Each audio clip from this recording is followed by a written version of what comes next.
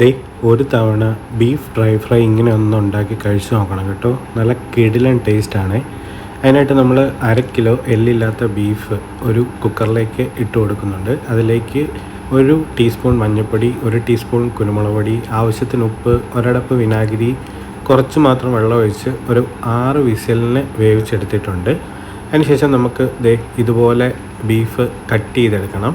അതിലേക്ക് നമുക്ക് 2 table spoon മുളക് പൊടി, 1 ടേബിൾ സ്പൂൺ അരിപ്പൊടി, 1 ടേബിൾ സ്പൂൺ കുരുമുളക് പൊടി, 1/2 ടേബിൾ സ്പൂണോളം ഗരം മസാല, 1 ടേബിൾ സ്പൂൺ പെരിഞ്ജീരകം പൊടിച്ചത്, 2.5 ടേബിൾ സ്പൂൺ കോൺഫ്ലവർ, അതുപോലെ 2 ടേബിൾ സ്പൂണോളം ചതച്ച മുളക്. ഇത് നമുക്ക് ഇതിലേക്ക് ഇട്ട് കൊടുത്ത് നമ്മൾ ബീഫ് വെന്ത വെള്ളം കൂടെ ചേർത്ത് നന്നായിട്ട് മിക്സ് ചെയ്ത് ഒരു 2-3 മണിക്കൂർ വെക്കുക. ശേഷം തിളച്ച വെളിച്ചെണ്ണയിലേക്ക് ഇതുപോലെ ഓരോന്നായിട്ടിട്ട് നമുക്ക് വറുത്തെടുക്കാം.